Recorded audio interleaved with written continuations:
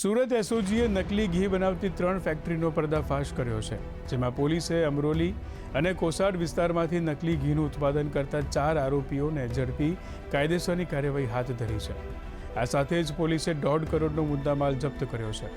તો પોલીસની પ્રાથમિક તપાસમાં સામે આવ્યું છે કે નકલી ઘીનું વેચાણ ગુજરાત તેમજ મહારાષ્ટ્રની બજારમાં કરવામાં આવતું હતું.